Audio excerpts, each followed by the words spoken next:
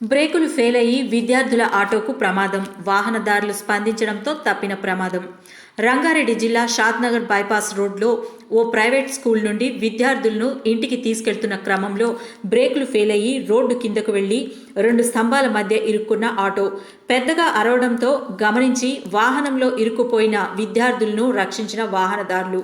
ప్రమాదంలో విద్యార్థులు ఎవరికీ ఏమీ కాకపోవడంతో ఊపిరి పీల్చుకున్న తల్లిదండ్రులు.